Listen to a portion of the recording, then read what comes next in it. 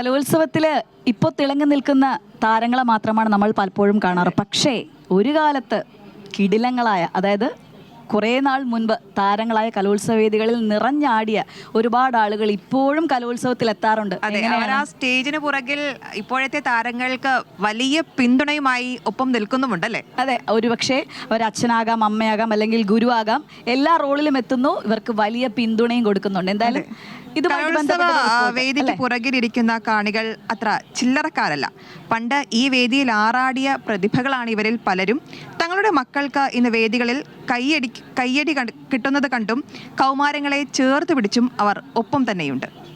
Report കാണാം.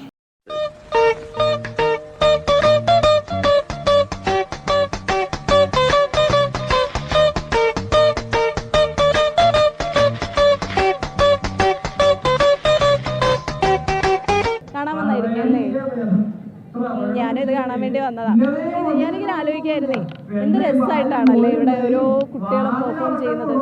എനിക്കും കലോത്സവത്തിലൊക്കെ ഇങ്ങനെ പങ്കെടുക്കണമെന്നൊക്കെ ആഗ്രഹം ഉണ്ടായിരുന്നു. പക്ഷേ സ്കൂളിൽ മാത്രമേ ഞാൻ പങ്കെടുത്തുള്ളൂ. അതിനുശേഷം സ്റ്റേറ്റിലൊന്നും വന്നിട്ടില്ല. ഇതൊക്കെ കാണുമ്പോൾ നമുക്ക് അസൂയ തോന്നിപ്പോകും. അത്രയും കഴിവുള്ള കുട്ടികളാണല്ലേ. ചേച്ചിക്ക് കലോത്സവത്തെ സംബന്ധിച്ചിടത്തോളം എന്താണ് ഓർമ്മ?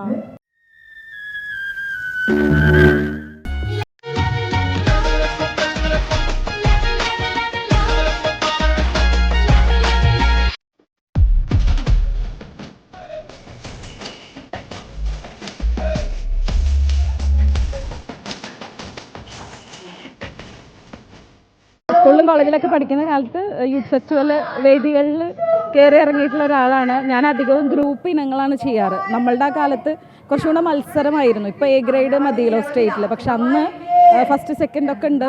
യുദ്ധം പോലെയായിരുന്നു സത്യം പറഞ്ഞാൽ സംസ്ഥാന തലത്തിലുള്ള മത്സരങ്ങളെല്ലാം. എൻ്റെ മകനാണ് ഇവിടെ ചാക്യാർകൂത്ത് ഹയർ സെക്കൻഡറി വിഭാഗത്തിൽ മത്സരിക്കുന്നത്.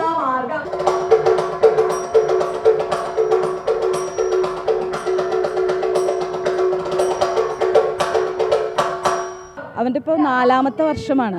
3 കൊല്ലം ഹൈസ്കൂളിൽ സ്റ്റേറ്റ് എ ഗ്രേഡ് ആയിരുന്നു.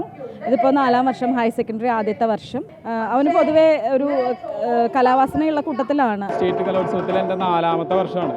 അമ്മ 10-30 വർഷമായിട്ട് ക്ലാസിക്കൽ ഡാൻസ് പഠിച്ചു വരുന്ന, ഇപ്പോൾ പഠിപ്പിക്കുന്ന ഒരു ആളാണ് അമ്മ.